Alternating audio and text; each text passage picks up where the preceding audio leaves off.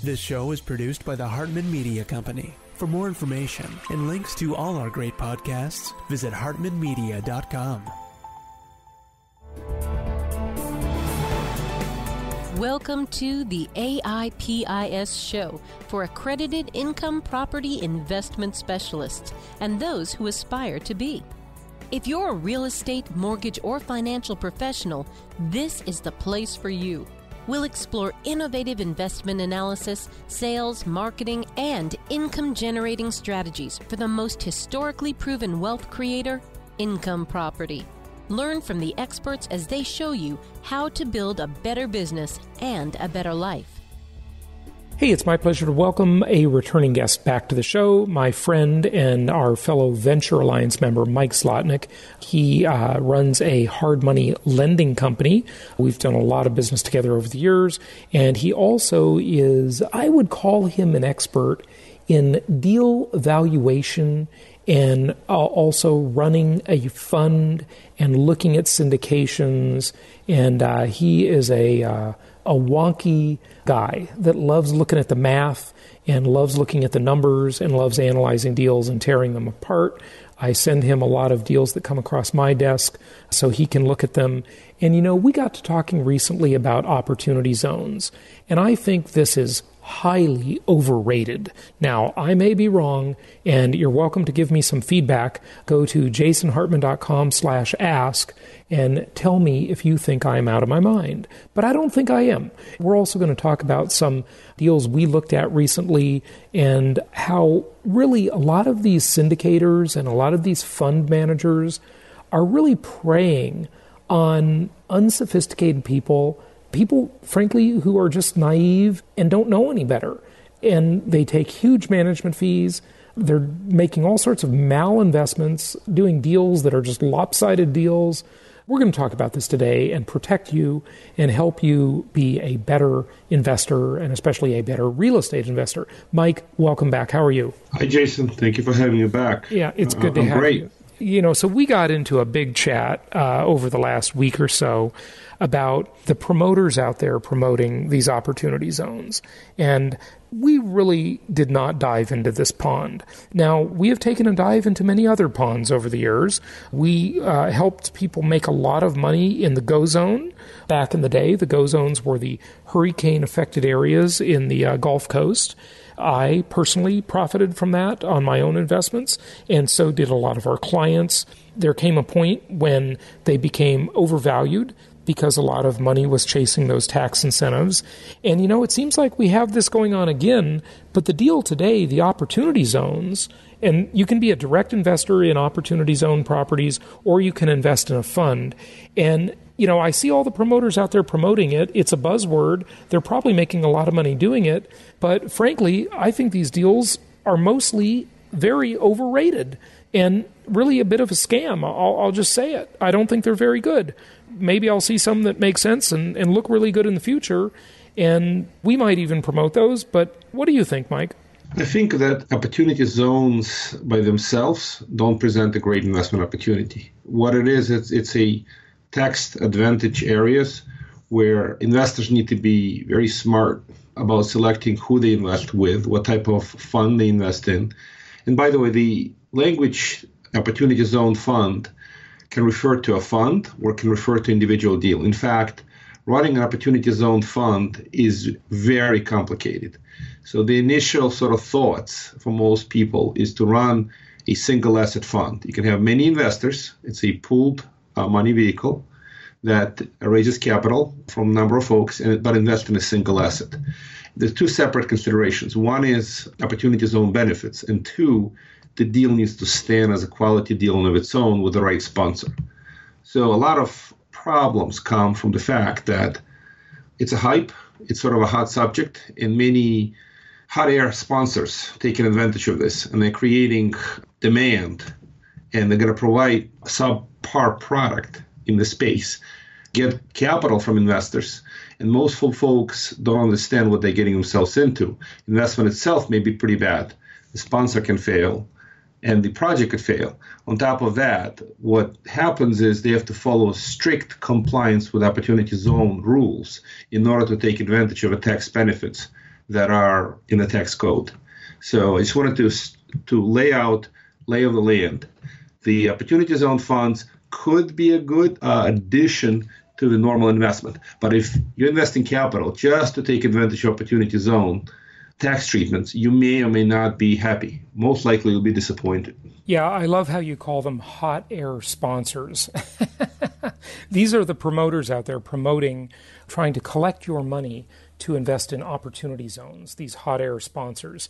And so you can do an opportunity zone investment. Now, these are tax advantaged investments, although the tax advantage really isn't that great. And we're going to dissect that here. There is a little bit of an advantage for sure, but it's not, it's not anything to write home about, as the saying goes. So you can invest directly. You could buy properties in these economically disadvantaged areas and have some tax advantages. You can do that directly as a direct investor. Just buy a property and, so forth, and fix it up. And now we've also discovered that you have to do an extensive amount of rehab and improvement to the property. So we'll probably have a chance to talk about that. But you can also do it through a fund. And, you can always do three basic kinds of investment concepts we're talking about, in general, right? There's a direct investment where you just buy a property. There's a fund where the fund buys maybe many properties, many assets. And then there's a syndication where it's one deal, it's one asset, but they're bringing on a bunch of investors. That's different from a fund. Mike, do you just want to elaborate on that as a general concept, not necessarily applying to opportunity zones, but it does, before we dive in a little more? Sure. So funds typically, as you mentioned, it's many investors, many assets. That's a general concept. Funds could be many investors, one asset, which is essentially a syndication. That's what syndication is. There's an offering memorandum, disclosures, but a single asset. That's the major difference between fund and syndication is they typically pull the money from many investors, and fund has many assets, while the syndication is a single asset. Right. And you can do direct property investing, obviously, or you could do fractional ownership. You can be a partner in a single property. Mm-hmm. Okay. So there's about 8,700 opportunity zones around the U.S. Again, these are economically disadvantaged areas. Some of these areas may come back and may show some improvement. Some may never come back. There are just some areas that no matter what you do, they just can't seem to come back. So keep in mind, they don't all turn around. Some areas just sort of never really recover, and they've been in bad shape for decades and will very likely continue that way for many decades. About 90% of these opportunity zone funds must be invested within the opportunity zone itself, right? Do you want to elaborate on that component? Sure. So substantially all, that term substantially all yet to be defined. Yeah, right. But the rule of thumb is 90% of the opportunity zone funds need to be invested within the opportunity zone in whatever form, shape. It's either direct investment through a fund and so forth. So these opportunity zones funds, they're limited in their ability to select their targets. It's one of the problems with opportunity zones funds. Promoters, let's call them project sponsors, they raise capital. And they need to find deals now within the opportunity zones. Otherwise, the fund will be out of compliance.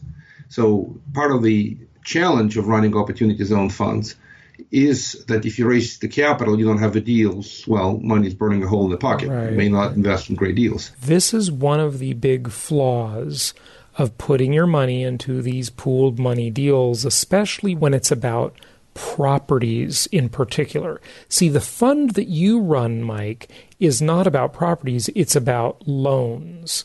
And it's easier to get Jason. All right, okay. All flagship fund is a diversified fund. Yeah. But here's the thing. You can alternate between loans and properties.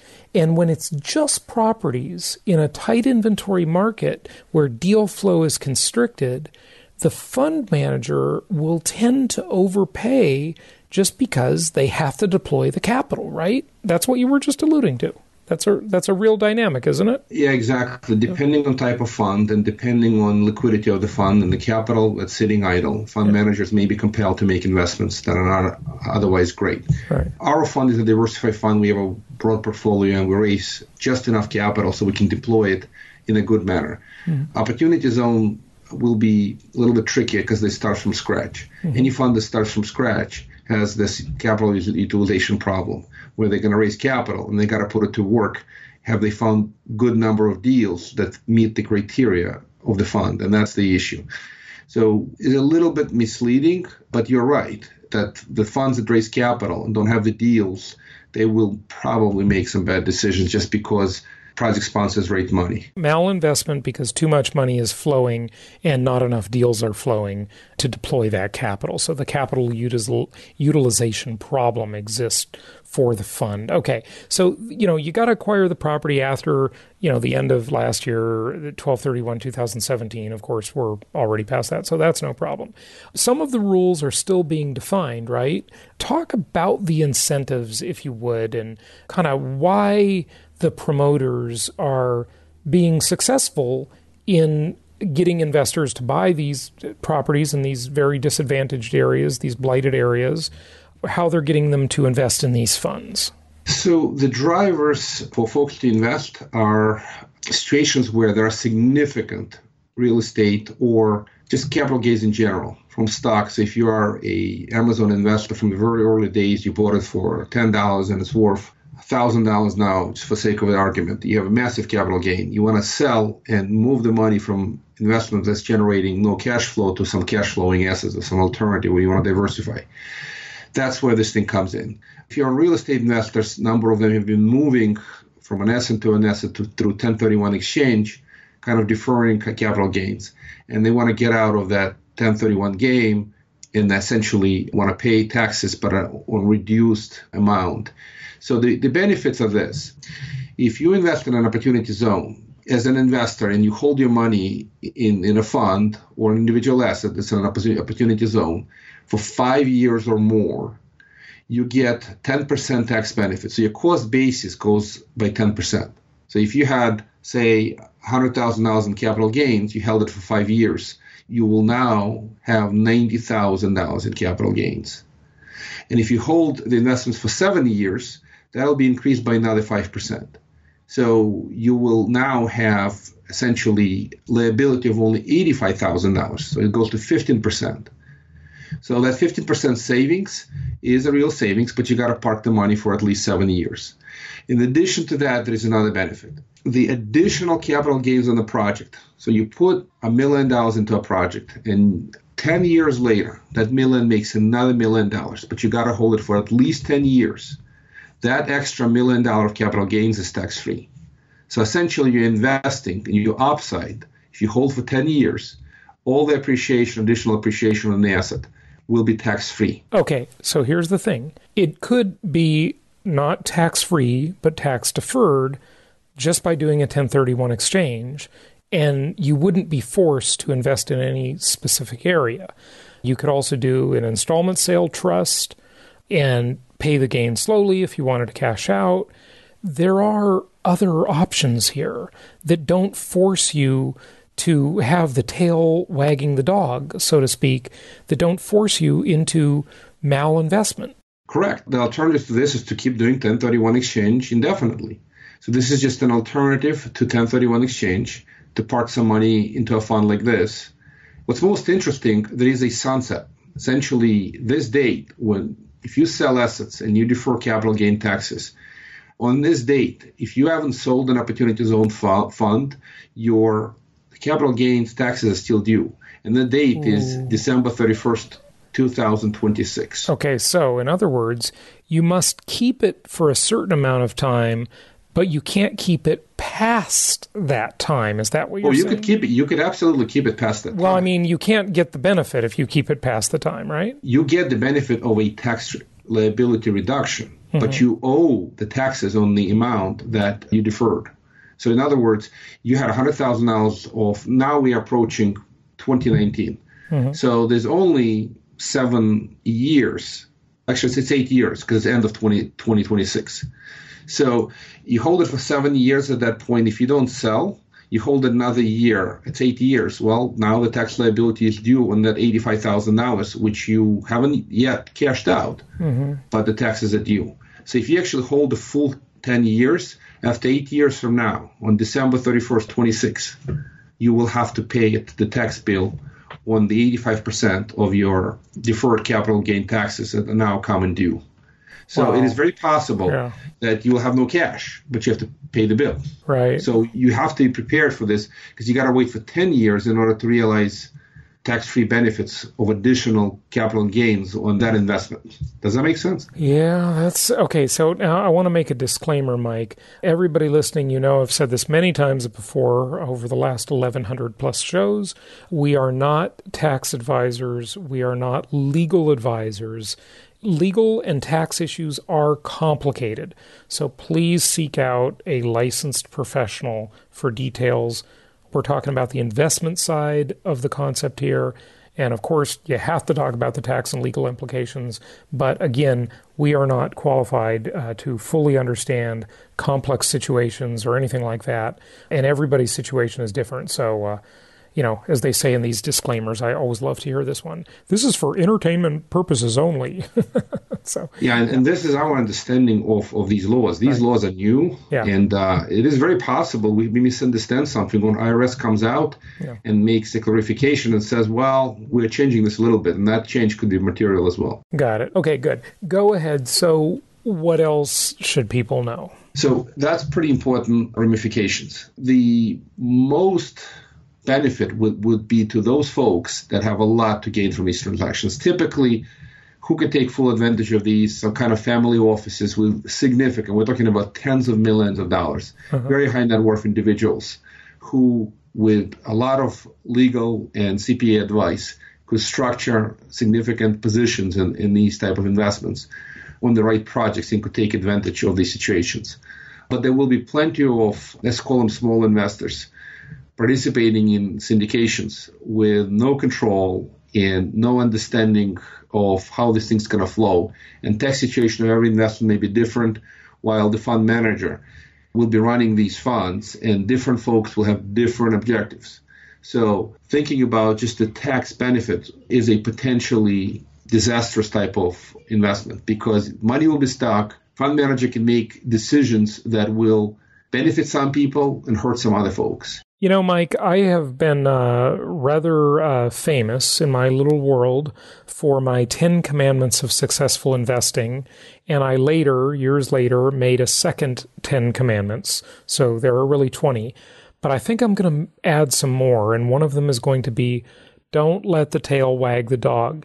And that's exactly what happens as these promoters are out there promoting these tax benefits. People are making bad investment decisions. I see it all the time just because they're trying to get a tax break. It's like, okay, I get the idea, stick it to the man, meaning the IRS, the government, Uncle Sam, but don't make yourself a bad deal just to get a tax break. The deal should make economic sense before the tax benefit. Okay. Agreed. Yeah. I'm in a complete agreement with you. Another important consideration, just for the sake of, it's kind of funny, but I want to mention that these investments in opportunity zones cannot have a country club or golf club as a primary use. Cannot have a massage parlor. Cannot have a hot tub facility. Cannot be a racetrack. Cannot sell or consume alcohol on premises. So just to clarify, this is intended for good projects, not to promote bad behavior. Yeah, got it. There's a no sinning. So good. What else should people know? I'm looking at the outline that we went over before the show a little bit. So who it's good for. Get the advice from a professional. Anything else on Opportunity Zone or Opportunity Zone funds, and then I want to talk about funds in general. If you're considering an Opportunity Zone syndication or an Opportunity Zone fund, you should most certainly look at the sponsor and their track record in projects in general. You're underwriting the sponsor at that point. Also, do they have specific consultants, CPA, and legal advisors to run the fund in a compliant manner with Opportunity Zone? And the project itself, if you're doing a project.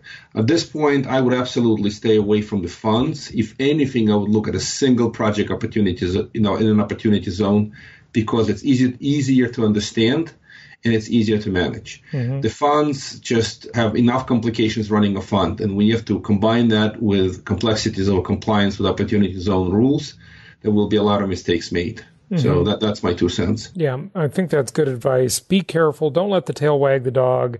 A lot of these, and we didn't even really talk in any real degree about the quality of the areas or the investments. I downloaded the list from the IRS website, and a lot of these areas, I just wouldn't touch them with a 10-foot pole. I just wouldn't do it. They're just blighted areas that, who knows if they'll come back. I don't know. That remains to be seen, but I'm not really going to dive into that component of the talk. That's a whole different show. Mike, let's talk a little bit about funds or syndications or deals in general. I send a lot of deals to you that come across my desk because you're so good at evaluating them. And I got one maybe a week ago. I forwarded the email to you. It was a pitch, this and that. This person wants to borrow money. They'll do debt or equity. And come to find out that this is so over leveraged. They want way too much investment. It just doesn't make sense. These deals just don't make sense.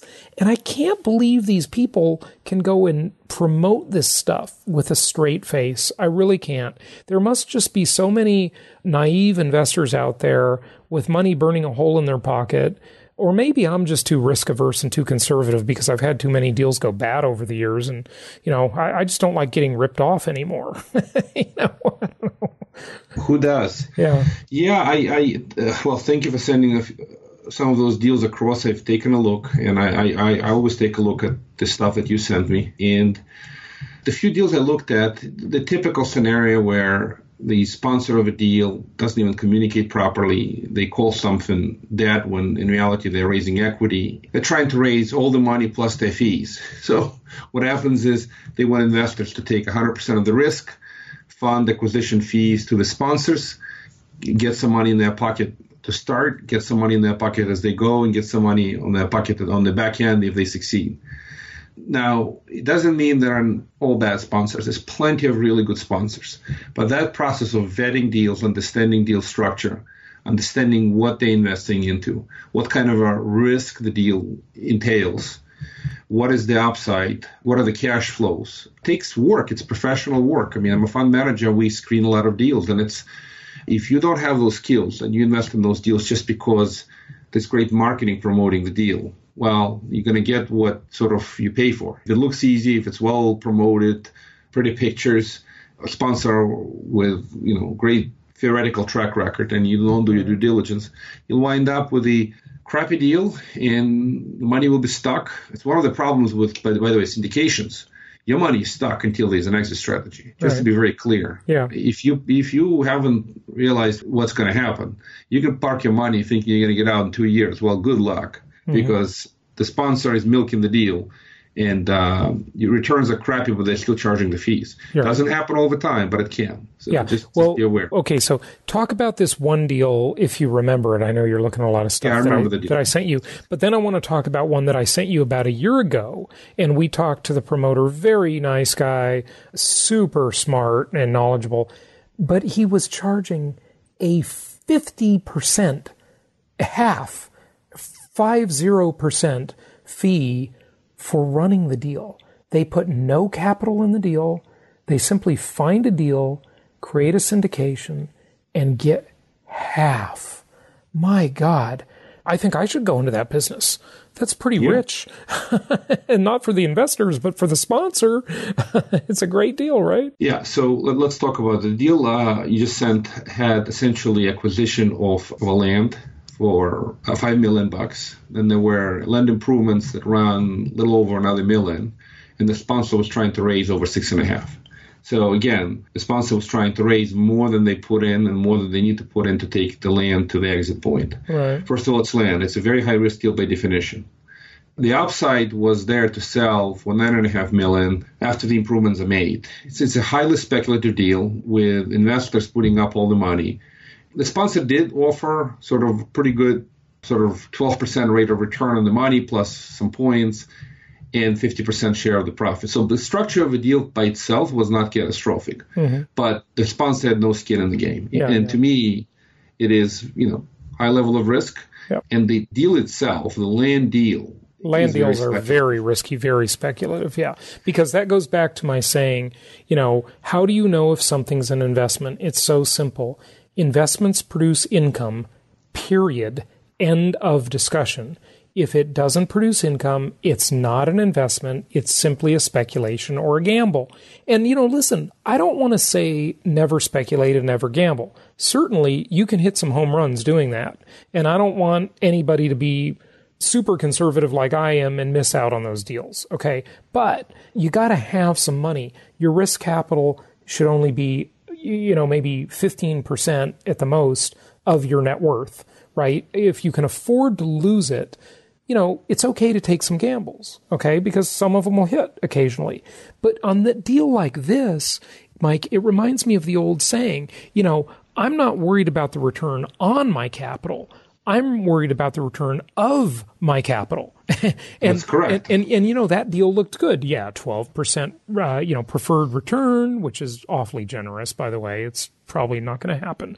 But the guy has no skin in the game. The deal's over-leveraged. It looks like what it was reminiscent of? It was reminiscent of way back in the late 80s, the Charles Keating S&L Lincoln Savings and Loan scam.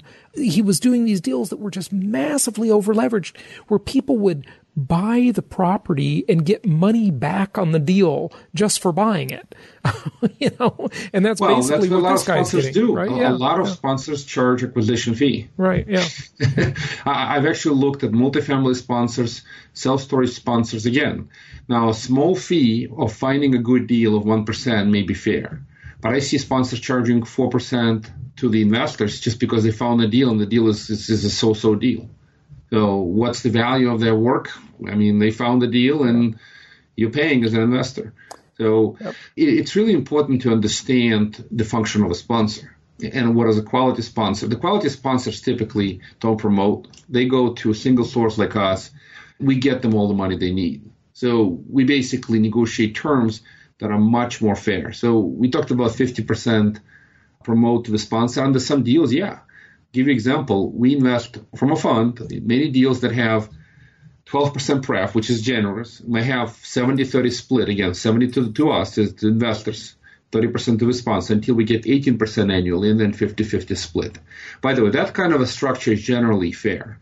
Because if you got investors 18% and the 50% of the upside goes to the sponsor, so much power to the sponsor. So deals like that are fair. There are deals that have 9% pref, 8% pref, 10% pref. And after that, from that point, they go 70-30. These are reasonable deals if the projects themselves are strong. But I do like the deals with at least 8% pref, preferably 10 to 12, and low, possibly no annual fees. Maybe a little bit, 0.5% to 1%, potentially project management fee if the numbers are right. So it's really important to understand the project for the whole life cycle. What are the cash flows, year 1, 2, 3, 4, 5, and so on, and what is the exit strategy? And by the way, one of the problems in today's environment, big problem that I see today, many sponsors make very aggressive assumptions on a back-end sale. Oh, sure. Yeah, they're just estimating that the cap rates are going to be low. They don't care that the interest rates are rising. And then they make offering documents so pretty because they wrote exit cap rate at 6, when we know, or at least it's very likely, that the exit cap rate will be significantly worse than that. Right. Okay, so just remember, listeners, whenever you're looking at a pooled money investment, a syndication or a fund or a stock or anything like that, right? There's really sort of two major layers. I mean, there are many layers, but there's two major layers to the deal, right? One is the underlying asset, or assets themselves, right? What is the deal? What's underneath the deal? So when we talked about that one over-leveraged deal on the raw land, which obviously is highly risky just because it's raw land, that underlying deal was a bad deal.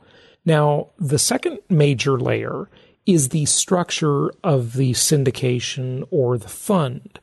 And in that case, it wasn't that bad, right? Nice pref return, etc. But look, for that structure to materialize in real life, the underlying deal has got to be good, or it can't fund this great structure. So you can talk all day long about a generous deal, a generous structure for the fund or the syndication. But if the underlying asset won't create the return, you're dead in the water, right? Yeah, there's nothing to divide. If there's no profit, what's funny is if there's a loss, right, the sponsor is not going to take a piece of a loss. Investors do. Right, yeah. That's the best deal ever. You use someone else's money, go out, get into the marketing business. It's really nice. Very low-risk deal when it's not your money, isn't it? That's right. So, for comparison's sake, I'm going to mention our flagship fund, Tempo Opportunity Fund. And we have 7% pref. And depending on type of units folks have, if they invest in A units, they get 80-20, 80% of the upside. We get paid 20% performance fee. So we have to perform. I like the deals where the sponsor gets paid mostly on the back end. That's the critical piece. Right. If they don't perform, they should not get paid. That's the key element of the whole equation. They can have a little bit to keep the lights on, but the moment they are motivated to just buy and to run it, they buy crap. Right. Remember, no matter how nice somebody sounds or how good their pitch is, at the end of the day, it's always what we heard come out of the Watergate scandal from many years ago when Deep Throat said, follow the money. You always got to follow the money. The money tells the truth. It doesn't lie. It shows where everybody's motivation is. And you got to have an alignment of interest. That is a key component. Do you want to speak to alignment of interest just for a moment, Mike? So deal structure, syndication structure, or a fund structure is alignment of interest. Syndication deals that have heavy upfront fees are problematic. Funds that charge things up front when they invest in a deal, before the deal performs, it's a problem. It's alignment of interest is effectively getting the project sponsor or a fund manager to receive performance fees rather than asset acquisition fees, origination fees, and other fees. I'll give you an example. And again, I'm not trying to promote a fund, but I know the difference. Well, we started this fund to be extremely investor friendly. We don't charge the fund ever any asset acquisition fees. We buy an asset, we can't get paid until the asset performs. 2, we do deals. We charge points. The points, hard money loans, they flow to the fund, not to us. We don't get paid anything up front. We only get paid through the performance waterfall. So deals with that kind of structure or very light fees. I'm not trying to say that small fees are unfair. Some small fees, half a point, maybe a point for acquisition on a great deal can make sense. But if the deal is average or worse, what are you paying for? You could go buy the property yourself, not let somebody else buy it and then just milk you. So from that perspective, alignment of interest, you definitely want to see deals with minimal acquisition fees paid to the sponsor, light annual fees, and good performance fees. So by the way, the back end 50-50 split may be totally acceptable if they meet some kind of a decent pref, like 12%. And that back end performance fee, as much as it feels like, hey, you're giving half the farm to the investor, well, to the manager, it's not a big deal if you got paid 12% preferred return, sure, and then you're getting 50% of the upside. Yes. You're aligned to the interest, yeah, and your interests are co-aligned. Yeah, absolutely. Hey, share the wealth. Let someone make some money if they make you money. It's just the way that's going to happen or not happen is if you have an alignment of interest. So good stuff. Mike, hey, let's wrap it up. Thank you for the very interesting discussion. We'll look forward to seeing you at Meet the Masters, and I think we're going to have you up on stage talking about this and some other things. It's going to be great, and of course we'll have you back on the show in the future. Thanks again for joining us. Yeah, I appreciate folks. If you want to get a hold of me, there's a wonderful website called bigmikefund.com. Remember the name, bigmikefund.com. And if you mistype it, bigmikefund.com, it is not a kinky site. You'll still wind up in the same place. Sounds good. Hey, thanks, Mike. You're welcome. Thank you so much for listening. Please be sure to subscribe so that you don't miss any episodes. Be sure to check out the show's specific website and our general website, hartmanmedia.com, for appropriate disclaimers and terms of service. Remember that guest opinions are their own, and if you require specific legal or tax advice or advice in any other specialized area, please consult an appropriate professional. And we also very much appreciate you reviewing the show. Please go to iTunes or Stitcher Radio or whatever platform you're using and write a review for the show. We would very much appreciate that. And be sure to make it official and subscribe so you do not miss any episodes. We look forward to seeing you on the next episode.